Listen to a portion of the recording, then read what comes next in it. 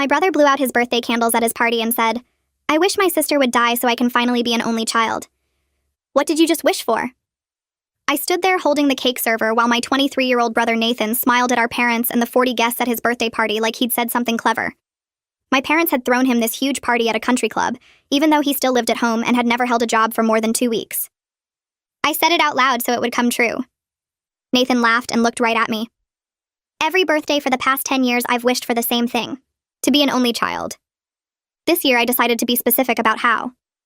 My mother dropped her champagne glass and it shattered on the marble floor. "Nathan, what are you saying?" He shrugged and started opening presents like he hadn't just wished death on me in front of everyone. "Come on, Mom, you know life would be easier with just me. No competition, no sharing inheritance, no perfect sister making me look bad." Our cousin Lisa gasped from across the room. "You're seriously admitting you want your sister dead?" Nathan looked up from unwrapping an expensive watch our parents got him. "Not want. Wish. There's a difference." He held up the watch. "See this? Cost $3,000. Imagine if they didn't have to buy her gifts too. I could have gotten a Rolex." I'd actually bought my own birthday presents for the past 5 years because our parents forgot my birthday but always remembered his. Nathan, they forgot my birthday completely last year. He smiled. "Yeah, that was great. One step closer to them forgetting you exist entirely." Our Aunt Margaret stood up from her table. "This is disgusting. How can you say this about your sister?" Nathan rolled his eyes. "Because it's true, Aunt Margie. Everyone thinks it, but I'm the only one honest enough to say it." He pointed at me. "She makes everything about her achievements. Her promotion, her engagement, her new house. All things I'd worked for while he played video games in our parents' basement. You live in Mom's basement, Nathan." He stood up angry. "Because she took all the good opportunities. She got the scholarships. She got the internships. She got everything because she was born first." He was actually blaming me for being older.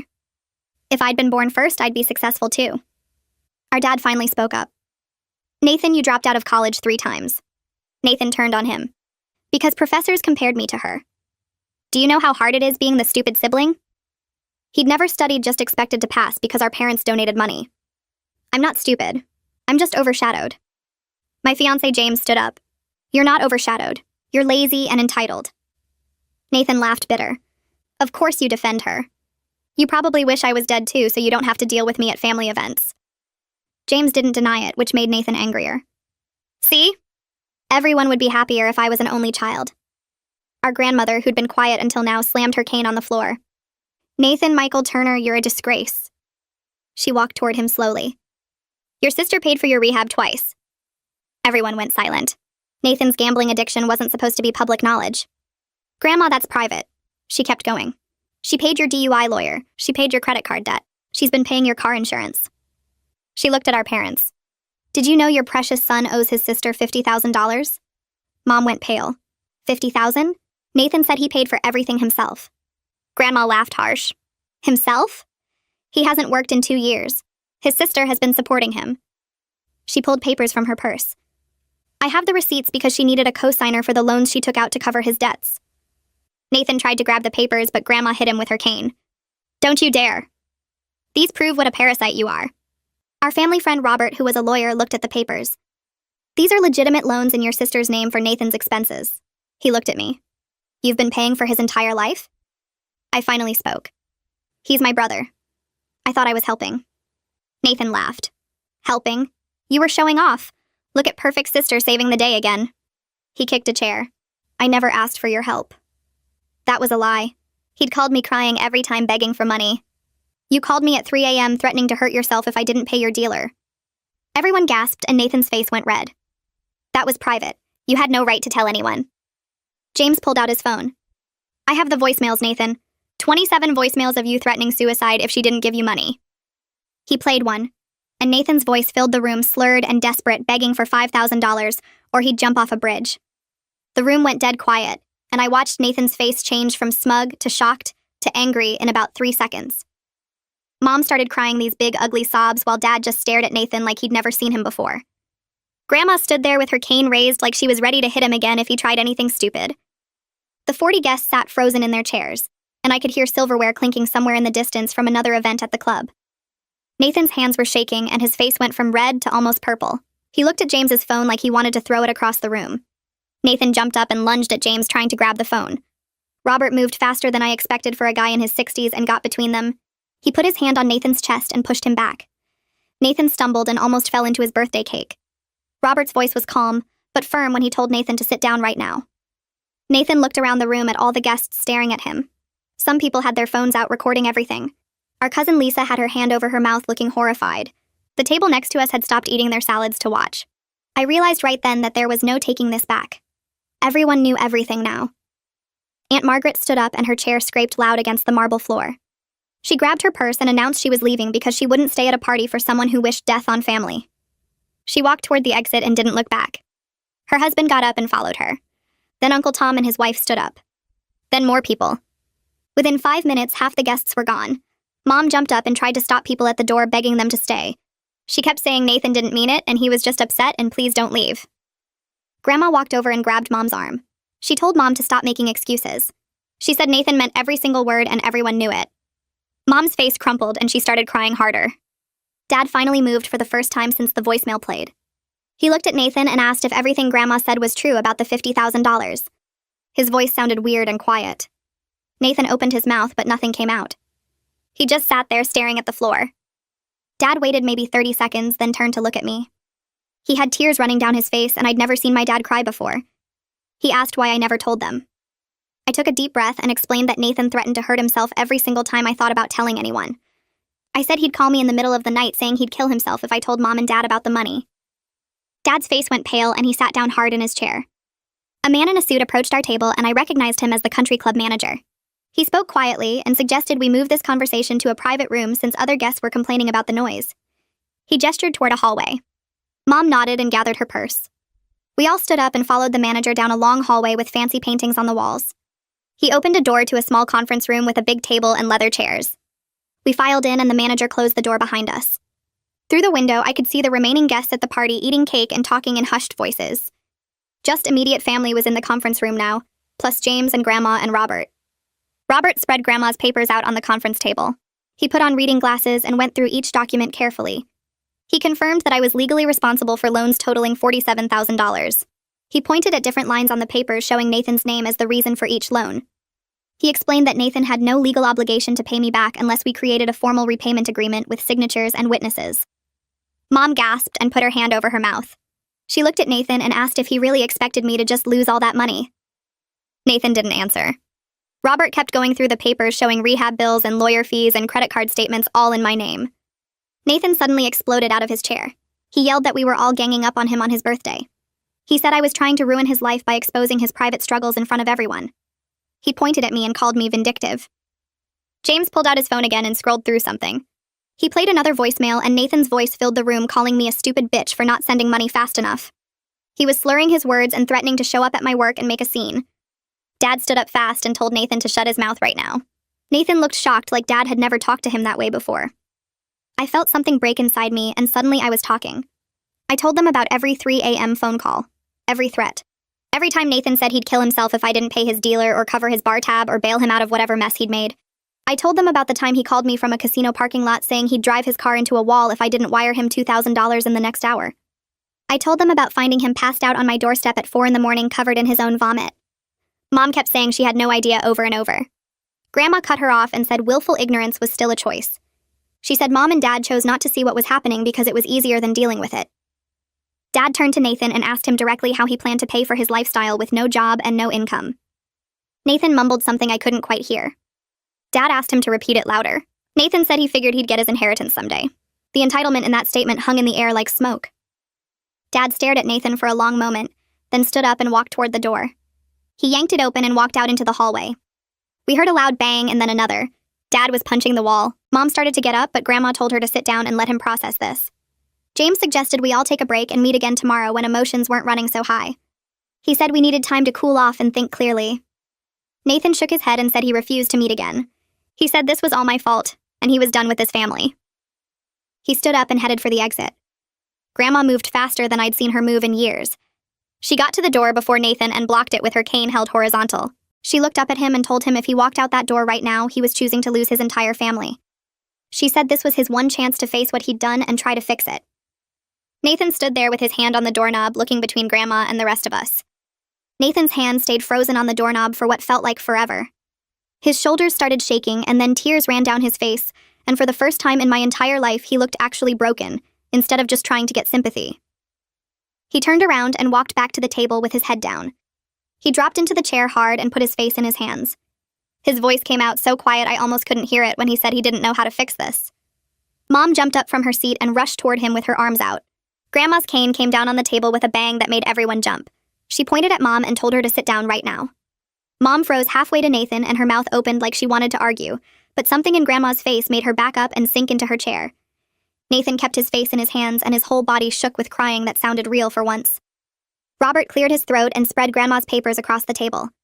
He said we needed to talk about two separate issues that were connected, but had to be handled differently. The financial situation was one thing, and Nathan's gambling addiction was another.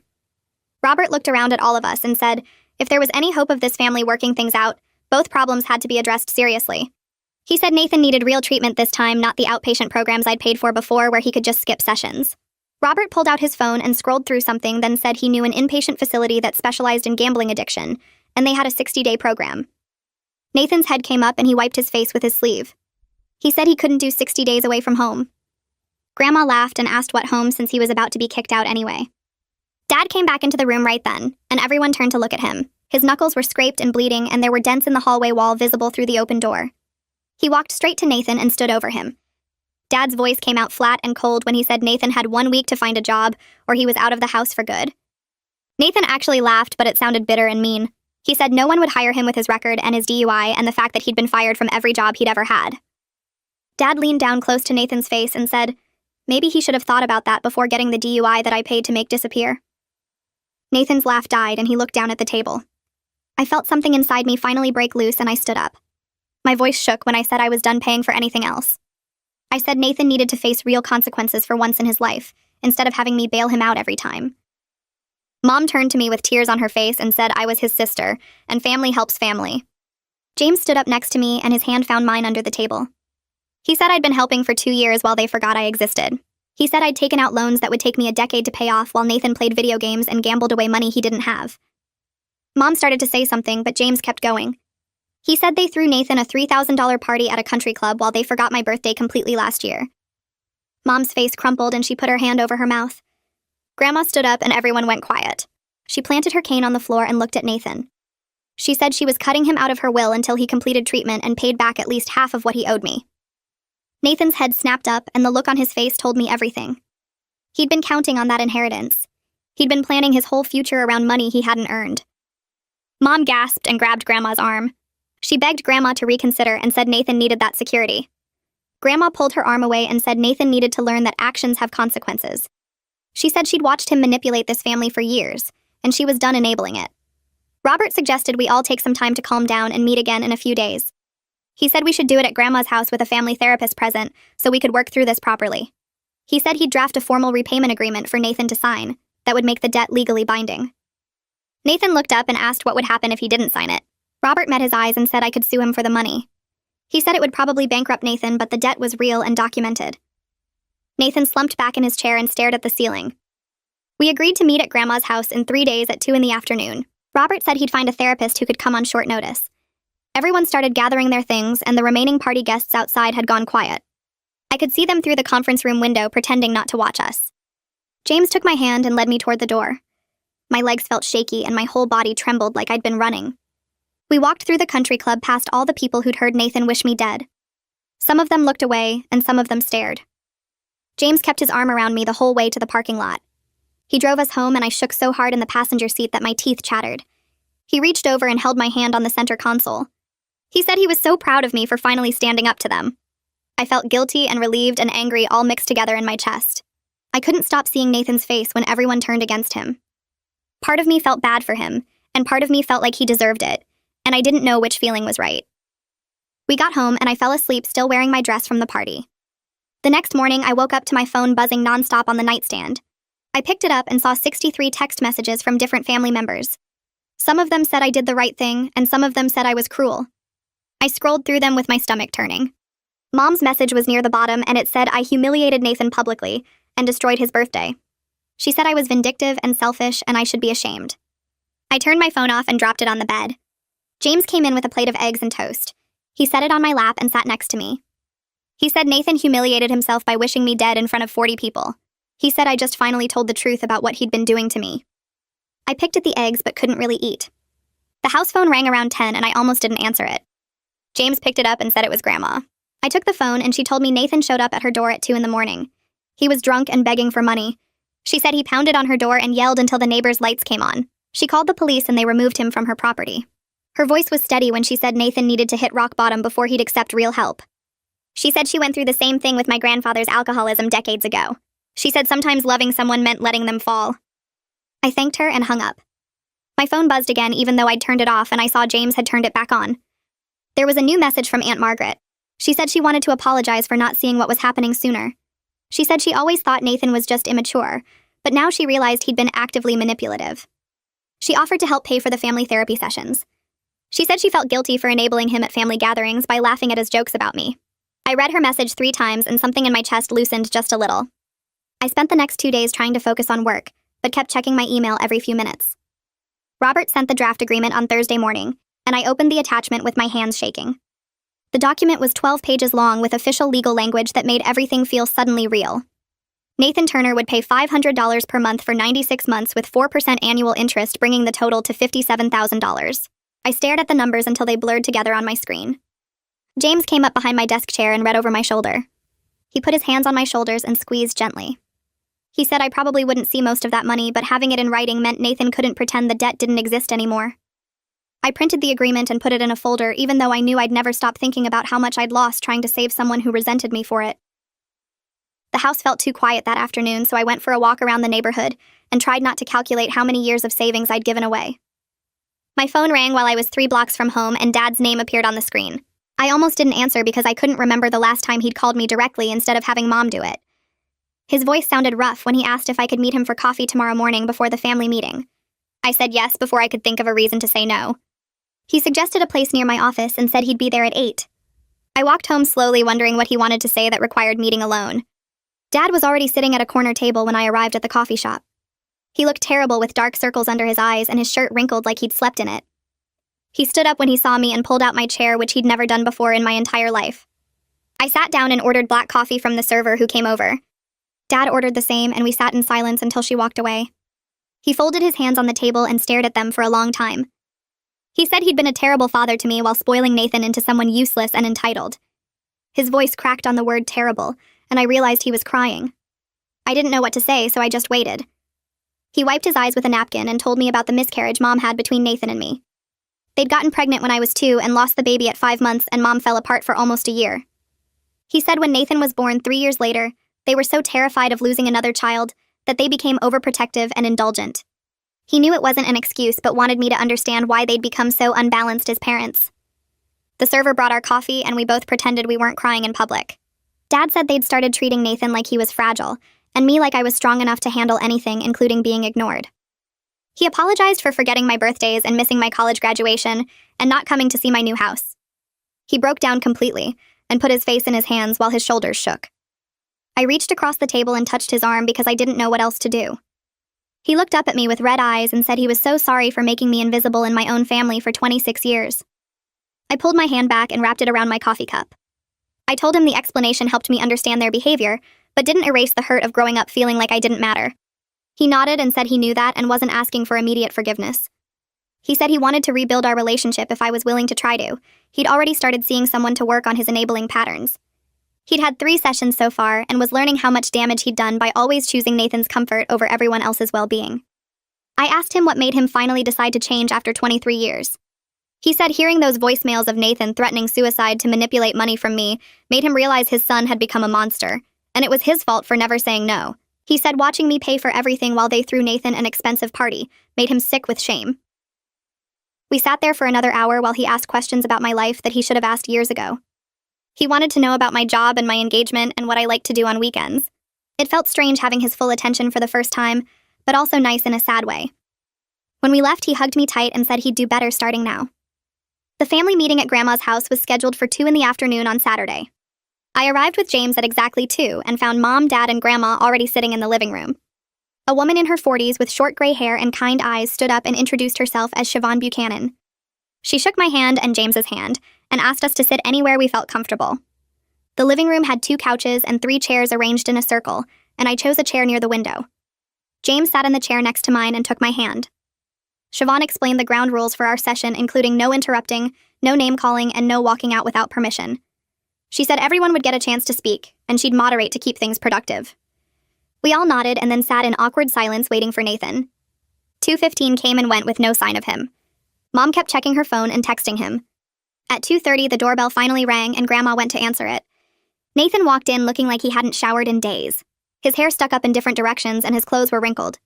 He sat in the chair farthest from me without making eye contact with anyone. Mom immediately got up and tried to sit on the arm of his chair, but Siobhan gently told her to return to her seat. Mom looked hurt but sat back down on the couch next to Dad. Siobhan started by thanking everyone for coming and acknowledging how difficult this situation was for the whole family. She said the goal today was to understand what happened and start building a path forward. She looked at Nathan and asked him to explain in his own words why he'd wished for my death at his birthday party. Nathan stared at the floor and didn't say anything. Siobhan waited patiently while the silence stretched out.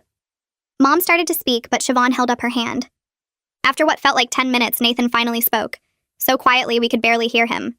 He said he resented me for being successful when he felt like a complete failure. He said watching me accomplish things made him feel worthless and small. He said he wanted me gone, so he could stop being compared to me every single day. His voice got louder as he talked, and he looked up at me with tears running down his face. He said every time someone mentioned my promotion, or my engagement, or my house, it felt like they were pointing out how much he'd screwed up his own life. He said he knew it was wrong to wish me dead, but in that moment he just wanted the comparison to stop. I waited until Siobhan nodded at me before I spoke. I pointed out that nobody in our family compared us except him.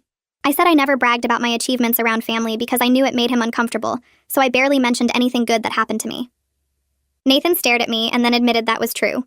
He said it didn't matter if I talked about my life or not, because my mere existence felt like a judgment of his failures. Siobhan wrote something in her notebook and said that was called projection. She explained that Nathan was comparing himself to me internally and then blaming me for the comparison. Nathan nodded slowly and said he'd never thought about it that way. Siobhan asked him what he thought would actually happen if I wasn't in his life anymore. Nathan was quiet for a minute and then said he'd probably just find someone else to resent for being better than him. The honesty in that answer surprised everyone, including him. Mom had been silent the whole time, but now she started crying. She said she enabled Nathan by making excuses for his behavior and treating him like a child instead of an adult. She looked at me and apologized for neglecting my accomplishments and forgetting my birthdays. She said she didn't know how to be a good mother to me because she'd never tried, and that was unforgivable. She cried harder and Dad put his arm around her. She said she was so focused on protecting Nathan that she forgot I needed parents too. Siobhan handed her a tissue box and asked her what she thought she could do differently going forward. Mom wiped her eyes and said she needed to stop making Nathan's problems the center of everything and start treating both her children equally. She said she knew that sounded simple, but it would be hard to change patterns that had lasted over 20 years. Siobhan turned to address the whole room. She said our family had been running a broken system where Nathan's needs always came first, and everyone else adjusted around him. She said breaking that pattern would require everyone to change their roles, not just Nathan. She recommended weekly family sessions for 3 months and individual therapy for both Nathan and Mom to work on their specific issues. Dad said he was already in individual therapy and would keep going. Grandma said she didn't need therapy because she was the only one who'd been seeing clearly this whole time. Siobhan smiled and said sometimes the people who think they don't need help are the ones who need it most, but she wouldn't force anyone. I said I'd do whatever it took to fix this family, or at least figure out if it could be fixed. Nathan asked what would happen if he didn't want to participate in therapy. The room went completely silent. Dad's voice came out hard and firm when he said Nathan would be evicted from their house and cut off financially if he refused treatment. Mom started to protest, but Dad talked over her.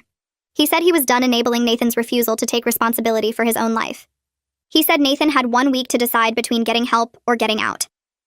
Mom looked at Dad with her mouth open like she'd never heard him speak that way before. I stared at my father enforcing a real boundary for the first time in my memory and felt something shift in my chest. Nathan signed the repayment agreement at Grandma's dining room table with Robert standing over him like a court official. His hand shook so badly the pen kept slipping and he had to restart his signature twice. Mom watched from the doorway crying while Dad stood next to Robert making sure Nathan completed every line. The document laid out $500 monthly for 8 years with interest calculated at 4%. Nathan stared at the total amount of $53,000 after interest, and his face went pale.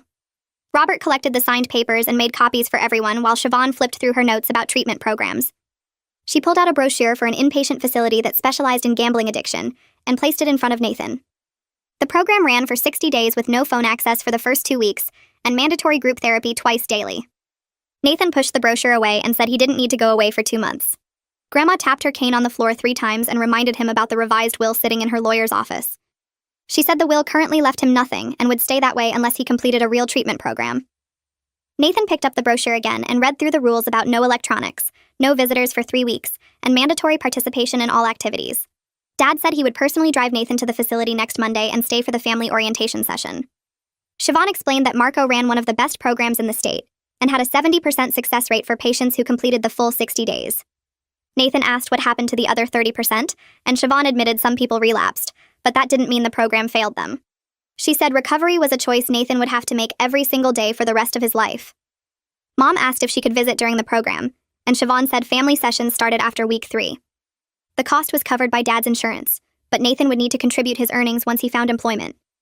I listened to them plan Nathan's treatment and felt nothing except tired. James squeezed my hand under the table and I realized I'd been holding my breath. Siobhan turned to me and asked what I needed from Nathan before he left for the program. I looked at my brother slumped in his chair, looking smaller than I'd ever seen him. The words came out before I could stop them. I told Nathan I needed space from him after the program ended, and that rebuilding trust would take years if it even happened at all. He nodded slowly without arguing or making excuses. Then he apologized for the death wish at his party, and for using me as his personal bank account for 2 years. His voice cracked when he said he understood if I never forgave him. The apology sounded different from all the other times he'd said sorry while asking for money. This one had weight to it, like he actually understood what he'd done. Mom stood up and walked over to where I sat. She asked if I could forgive her for being a bad mother who forgot my birthdays and ignored my accomplishments. I told her honestly that I didn't know yet, but I was willing to try therapy together. She started crying harder and said she didn't deserve another chance, but she'd take whatever I was willing to give. Dad cleared his throat and said we should end the session before everyone fell apart completely. Siobhan scheduled our next family meeting for 2 weeks out and reminded Nathan to stay clean until the program started. We all left Grandma's house in silence, and I sat in James's car watching my parents drive away with Nathan in their back seat. The week before Nathan entered the program felt strange because suddenly my parents acted like actual parents instead of Nathan's personal assistants. Dad took Nathan to the library and helped him fill out job applications online. They printed 15 applications for warehouses, retail stores, and restaurants that didn't require college degrees. Nathan came home with 3 interview appointments scheduled, and Dad bought him khaki pants and button-down shirts from a discount store. Mom ironed the shirts and helped Nathan practice answering common interview questions at the kitchen table. I stopped by their house to drop off some documents Robert needed and found Dad coaching Nathan on proper handshake technique. Nathan saw me watching from the doorway and gave me this half smile that looked embarrassed but also kind of proud. Mom asked if I wanted to stay for dinner, but I said James was waiting at home. The truth was I couldn't handle watching my parents finally parent Nathan the way they should have been doing for 23 years. It felt too late and too little, but also like maybe something was shifting. Dad walked me to my car and apologized again for all the missed birthdays and forgotten achievements. He said seeing the loan documents with my signature on them made him realize how badly they'd failed me.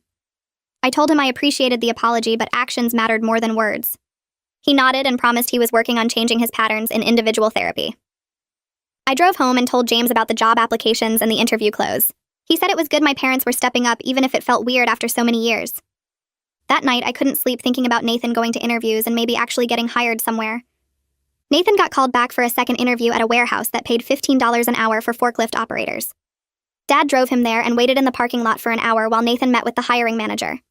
They offered him the job on the spot with training starting in 2 weeks. Nathan called me from Dad's car to tell me the news, and his voice sounded different. He said he'd never gotten a job on his own before without Mom calling in favors or Dad making donations. I congratulated him and meant it, even though part of me was still angry about everything. At our next family session with Siobhan, Nathan told everyone about the warehouse job. Siobhan pointed out this was the first thing he'd accomplished independently in years without family money or connections. Nathan admitted it felt different from when things got handed to him. He said filling out the application himself and going through the interview process made the job feel like his, instead of something he didn't earn. Mom cried happy tears and hugged him, which made me uncomfortable because she'd never cried happy tears about my promotions.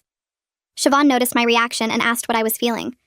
I said it was hard watching my parents celebrate Nathan's minimum wage job more than they'd ever celebrated my career achievements.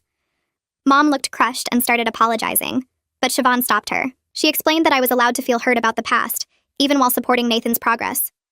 The session got heavy after that, with everyone acknowledging how unbalanced the family dynamics had been.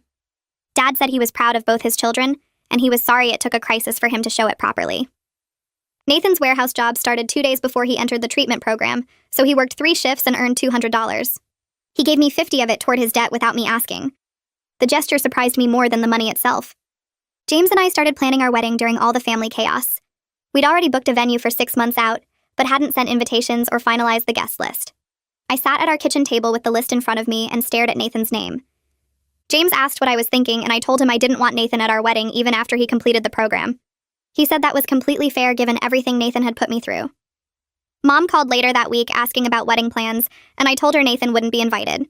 She got quiet on the phone and then asked if I was sure about that decision. I said I was protecting my boundaries and my wedding day needed to be about James and me without worrying about Nathan. Mom sounded hurt, but she said she understood. At our next therapy session, Mom brought up the wedding and said she was struggling with Nathan being excluded. Siobhan asked why it was hard for her, and Mom admitted she wanted the family to look normal and united. Siobhan pointed out that looking normal wasn't the same as being healthy. She asked Mom whose comfort was more important on my wedding day. Mom went quiet, and then said mine was. Siobhan helped her understand that me setting boundaries wasn't about punishing Nathan, but about protecting myself.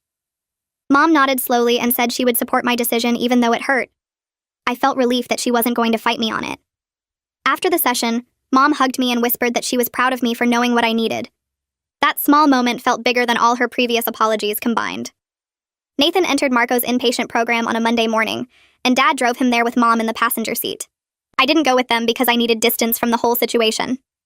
James and I stayed home, and I felt this wave of relief knowing Nathan couldn't call me for money or create new emergencies for 2 whole months.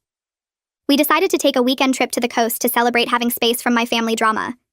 James booked a small bed and breakfast overlooking the ocean, and we left Friday after work. Driving away from the city felt like shedding a heavy coat I'd been wearing for years.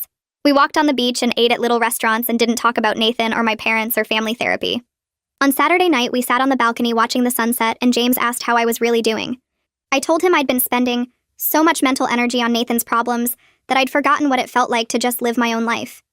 He said he'd noticed I was always tense waiting for the next crisis call. I realized he was right. For 2 years, I'd been in constant emergency mode, ready to drop everything when Nathan needed saving. The weekend away made me see how exhausting that had been. We stayed an extra night and drove home Monday feeling more relaxed than we'd been in months. I started thinking about what I wanted for my future instead of just reacting to Nathan's disasters. 3 weeks into Nathan's program, my phone rang with an unknown number and I almost didn't answer. It was Marco calling to give us an update on Nathan's progress. He said Nathan had been resistant the first week, but something shifted during a group therapy session. Nathan finally started engaging honestly with the treatment instead of just going through the motions. Marco explained that Nathan admitted to manipulating family members and was working on understanding why he developed those patterns. He said Nathan showed genuine remorse during family processing exercises and seemed committed to changing. Marco thought Nathan had real potential for recovery if he stayed dedicated after leaving the program. I asked if Nathan was just performing for the counselors like he'd performed for everyone else. Marco said that was always a risk with addiction treatment, but Nathan's breakthrough seemed authentic based on his participation level.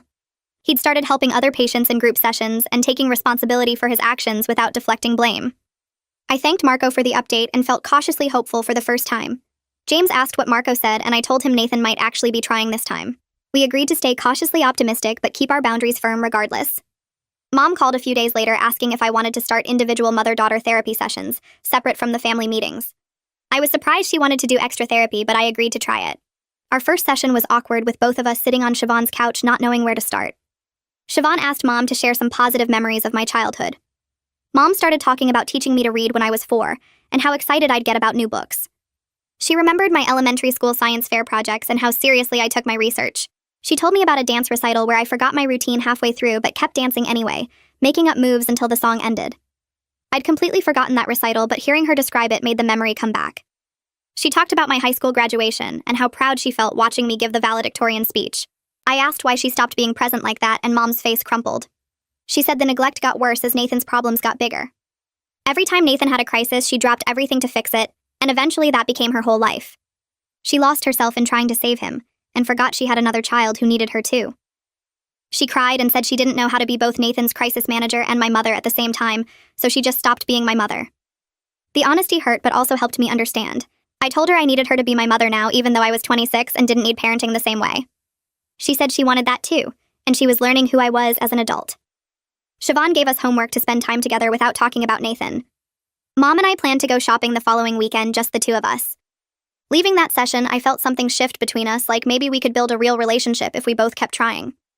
Mom and I went shopping the following weekend like we'd planned and actually had a good time together. She asked me about work and listened when I told her about a difficult client I was dealing with, and she didn't bring up Nathan once during the entire lunch. When we got back to my car, she hugged me and thanked me for giving her another chance, and I realized this was the first time in years she'd hugged me without it feeling forced or obligated. James noticed the difference in me when I got home and said I seemed lighter, and I told him I was starting to believe my parents might actually change. The next week, Dad called and asked if he could come by the house, and when he arrived, he was carrying Nathan's gaming computer and all his equipment. He explained that he'd sold everything online for $3,000 and wanted to give me the money as a start toward paying back what Nathan owed. I tried to refuse at first because it felt weird taking money from my parents, but Dad insisted and said Nathan had agreed to it as part of taking responsibility. The check he handed me was made out for $3,000 exactly, and seeing it made me cry because it was the first time either of my parents had acknowledged the financial burden I'd been carrying. Dad sat with me while I cried and apologized again for not seeing what was happening, and he promised this was just the beginning of making things right. $3,000 was barely 6% of what Nathan owed me, but the gesture meant everything because it showed Dad was serious about change. I deposited the check the next day and felt something shift inside me, like maybe I could start believing in my family again. Marco called a few weeks later to tell us Nathan was eligible for family visits, and he thought it would be good for Nathan's recovery if we came. I didn't want to go at first because I was scared Nathan would just perform for us like he always did, but Grandma convinced me to give him one more chance. We drove to the facility together on Saturday morning with Mom crying in the passenger seat the whole way there. The building looked like a regular office complex from the outside, but inside it had that institutional smell that reminded me of hospitals. Nathan was waiting for us in a small visiting room with Marco, and I almost didn't recognize him because he'd gained some weight, and his face looked clearer than I'd seen it in years. He stood up when we walked in and immediately apologized without any of the defensiveness or excuses he usually hid behind. He looked right at me and said he was sorry for wishing I was dead, for stealing my money, for threatening to hurt himself, for making me responsible for his happiness. Mom started crying harder, but Nathan kept his eyes on me and said he understood if I never forgave him, but he wanted me to know he was trying to become someone worthy of being my brother. The apology felt different this time because he wasn't asking for anything, or trying to manipulate me into feeling sorry for him. We sat down and Nathan started talking about his work with Marco, and he explained how he'd been learning about his resentment and entitlement. He said he'd realized that making me responsible for his happiness was unfair and destructive, and that his gambling wasn't just about chasing money, but about punishing himself for feeling worthless. Marco nodded along while Nathan talked and added details about the progress Nathan had made in group therapy. Nathan pulled out a notebook and said he wanted to show us something, and my hands started shaking because I didn't know what to expect. The notebook was his recovery workbook where he'd documented every time he'd manipulated someone and the impact it had on them. He opened it to show us page after page of entries, and my name was on almost every single one. I saw detailed accounts of the 3 a.m. calls, the suicide threats, the lies he'd told to get money, the guilt trips he'd used to make me feel responsible for him. Reading his own words describing what he'd done to me made me start crying, and Nathan cried too while apologizing over and over. He'd written down specific dates and amounts, and exactly what he'd said to manipulate me each time, and seeing it all laid out like that made me realize just how calculated his behavior had been. There were entries about lying to Mom and Dad, about stealing from Grandma's purse, about manipulating friends into lending him money he never paid back. Each entry included a section where he analyzed why he'd done it and who he'd hurt, and the honesty in those reflections felt real in a way Nathan's words never had before. Mom read some of the entries and kept saying she had no idea, and Grandma just sat there with tears running down her face. Nathan explained that writing everything down had been the hardest part of his recovery, because it forced him to face what he'd become, and he couldn't hide behind excuses anymore when he saw his actions written in black and white. Marco joined our session after we'd looked through the workbook, and he explained more about Nathan's addiction and recovery. He said Nathan's gambling had been partly about chasing the high of risk, but also about punishing himself for feeling like he didn't measure up. The self-destruction was Nathan's way of proving to himself that he was as worthless as he believed he was, and every loss reinforced that belief. Marco explained that Nathan was learning healthier ways to cope with feelings of inadequacy, and he was developing tools to handle stress without turning to gambling or manipulation. The prognosis was cautiously optimistic if Nathan stayed committed to his recovery after leaving the program, but Marco emphasized that addiction was a lifelong struggle, and relapse was always possible. I asked Marco directly if he thought Nathan was just performing for us like he'd performed his whole life, and Marco said that was always a risk, but Nathan's breakthrough seemed genuine based on his participation level. He said Nathan had started helping other patients in group sessions, and taking responsibility for his actions without deflecting blame, which were good signs of real change. After the visit, Mom admitted she was terrified Nathan would relapse and we'd end up right back where we started. I told her that was always a possibility with addiction, and we couldn't control Nathan's choices. only our own responses to them. We had another session with Siobhan the following week, where we discussed how to support Nathan's recovery without enabling his dysfunction, and Mom practiced saying no to hypothetical requests. Siobhan had Mom role-play different scenarios where Nathan asked for money or made excuses, and it was hard for Mom at first, but she got better at holding boundaries.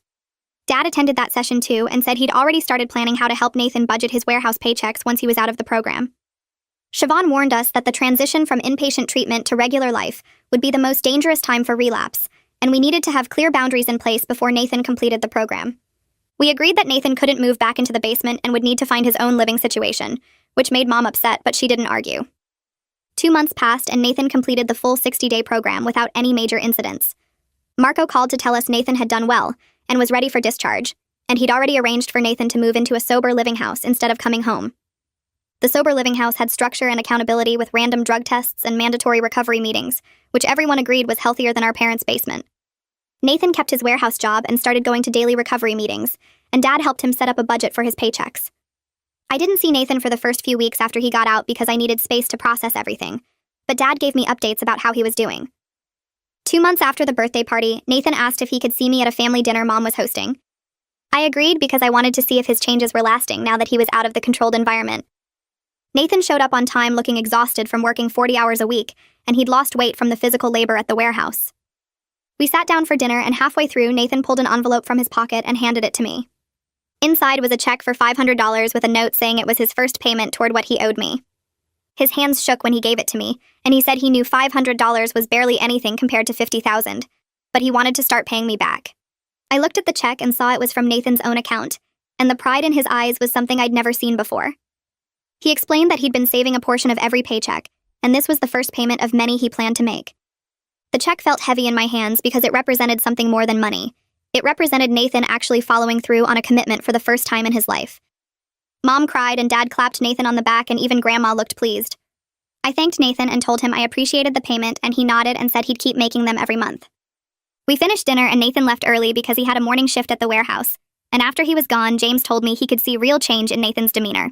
James and I had been planning our wedding during all of this chaos, and we decided on a small ceremony with just 30 guests. I'd made the difficult decision not to invite Nathan even though he'd completed his program and was making payments, because I needed my wedding day to be about me and James without the stress of managing Nathan's presence. Mom struggled with that decision and called me several times asking if I'd reconsider, but she didn't guilt-trip me about it, which showed how much she'd grown in therapy.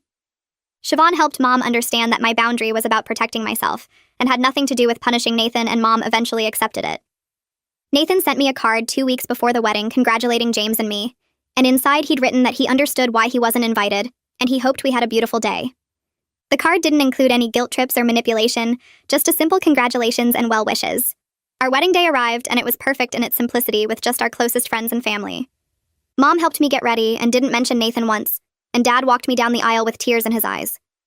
During the reception, Dad stood up to give a toast, and he started talking about family and second chances.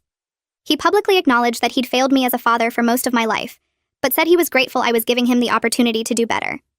He talked about how proud he was of the woman I'd become despite his neglect, and he promised to spend the rest of his life being the father I deserved.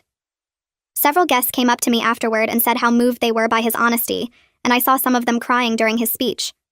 The wedding felt like a new beginning for my whole family, not just for James and me.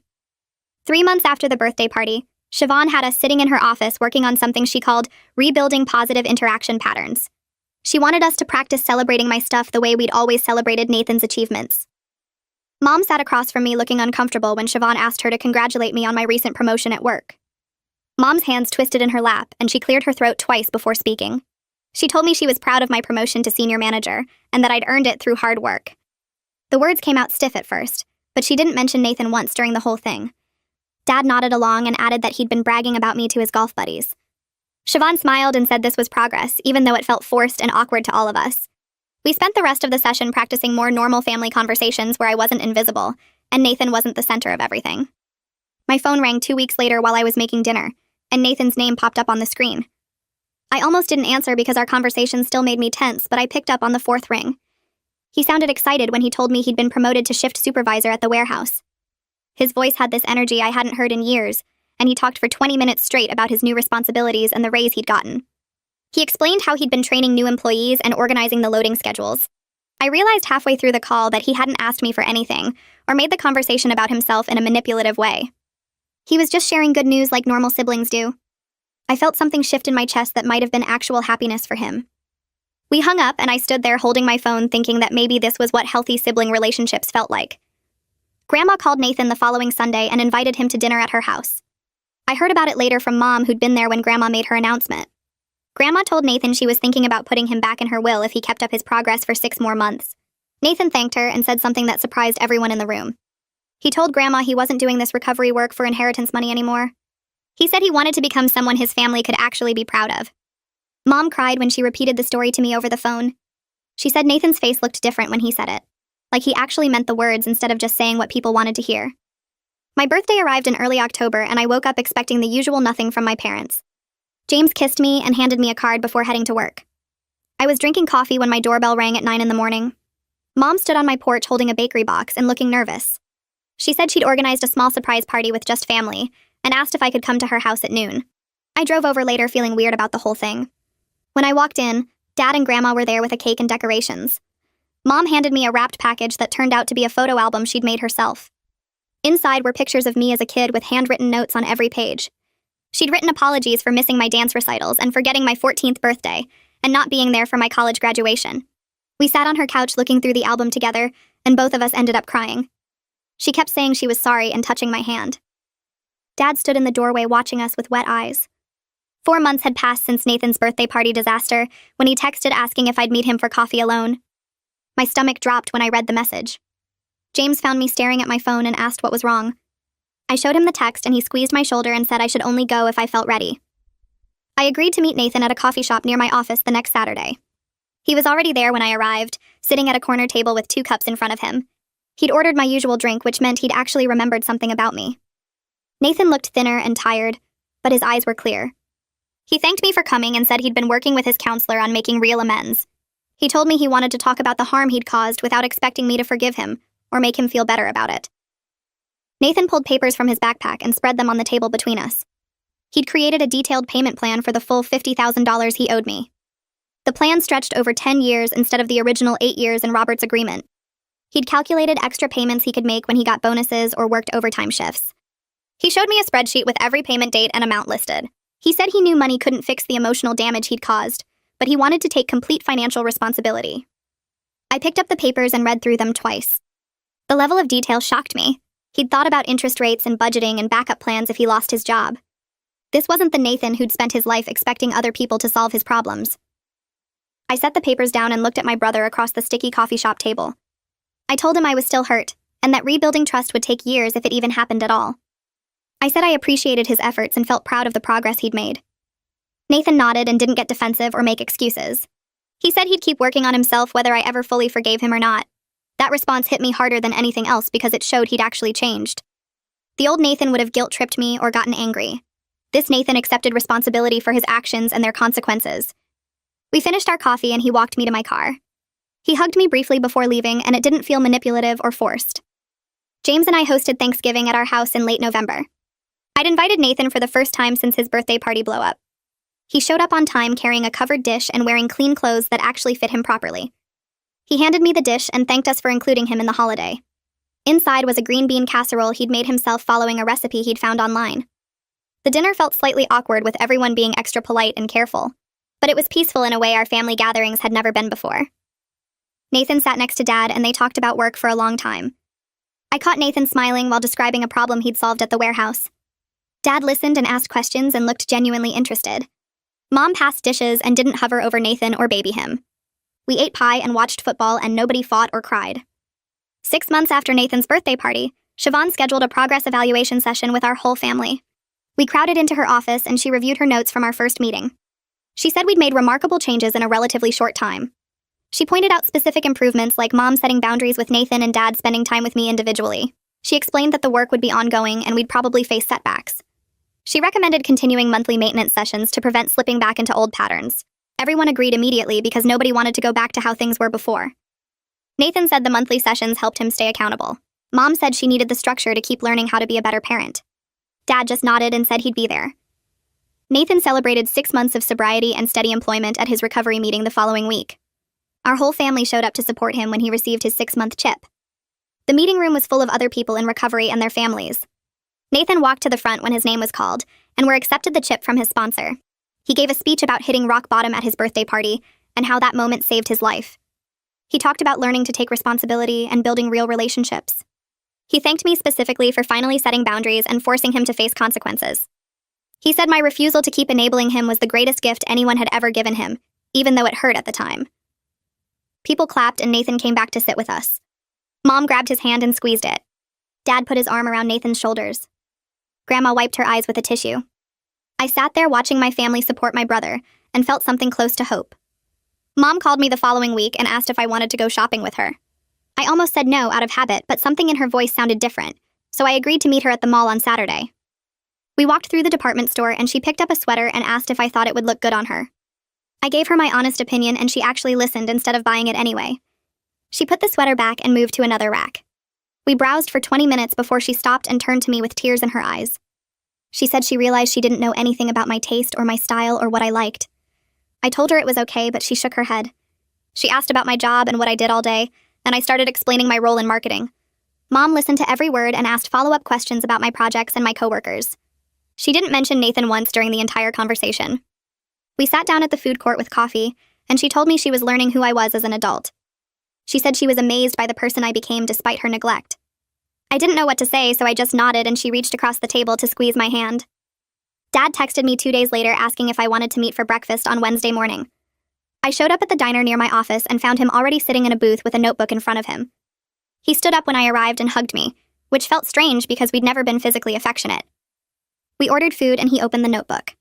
He said he wanted to start a tradition of weekly breakfast with just me. He explained that he'd been writing down questions about my life because he realized he'd missed everything. Dad asked about my career path and how I got into marketing.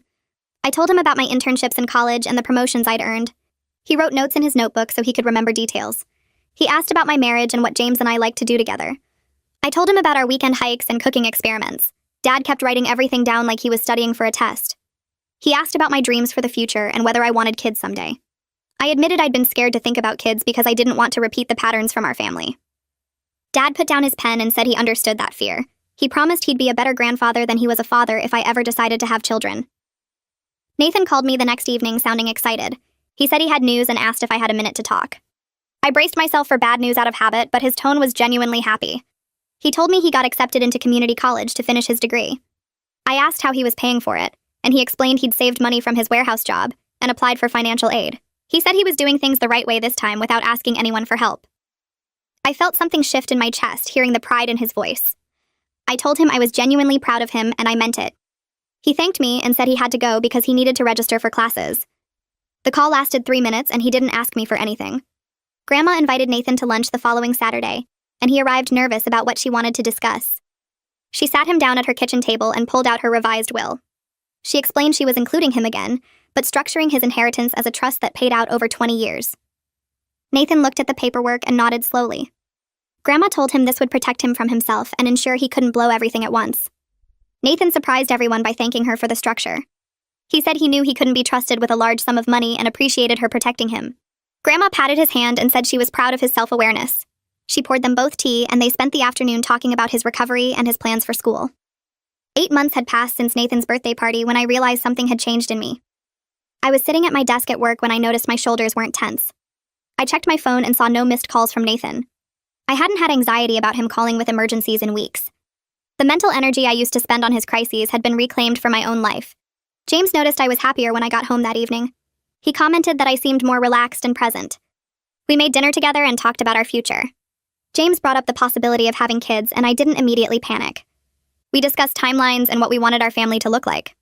I felt ready to plan for our own future instead of being stuck managing Nathan's disasters. Our family gathered for Christmas at my parents' house in December. I walked in carrying gifts and noticed the tree had presents underneath with my name on them. The gift distribution looked balanced between Nathan and me for the first time in my memory. Mom handed me a carefully wrapped box, and I opened it to find a leather journal she'd picked out specifically for me. She'd remembered I mentioned wanting to start journaling during one of our shopping trips. Dad gave me a framed photo of us from my college graduation that he'd dug out of storage. Nathan approached me last holding a wrapped frame. I opened it and found a photo of us as kids building a sandcastle at the beach. He'd written a note on the back saying he wanted to be worthy of that sibling bond again. I hugged him and felt tears on my face. We ate dinner together and nobody fought or cried. The conversation flowed naturally with everyone participating equally. Mom asked about my upcoming work project and actually remembered the details from our last conversation. Dad told a story about his own childhood and included me in the discussion. Nathan talked about his classes and seemed genuinely engaged with his education. Nathan stopped by my house in early January with an envelope. He handed it to me and I opened it to find his 8th payment toward his debt. The check brought his total repayment to $4,000. He'd never missed or been late with a single payment. Nathan told me he'd opened a savings account for the first time in his life. He showed me the balance on his phone with obvious pride. He said he was learning to find satisfaction in earning things rather than being given them. He talked about how good it felt to pay his own bills and support himself. I offered him coffee and we sat at my kitchen table for an hour talking about his plans. He wanted to finish his degree and maybe get promoted at the warehouse. He talked about goals and timelines like a completely different person. We rang in the new year together as a family at my parents' house on December 31st. I stood in their living room holding a glass of champagne and looked around at everyone. Mom was laughing at something Dad said while refilling snack bowls. Nathan was helping Grandma to her chair and making sure she was comfortable. James stood beside me with his arm around my waist. I watched the clock count down to midnight and realized Nathan's horrible birthday wish became the catalyst for our family finally getting healthy. We weren't perfect and probably never would be. But we were honest now.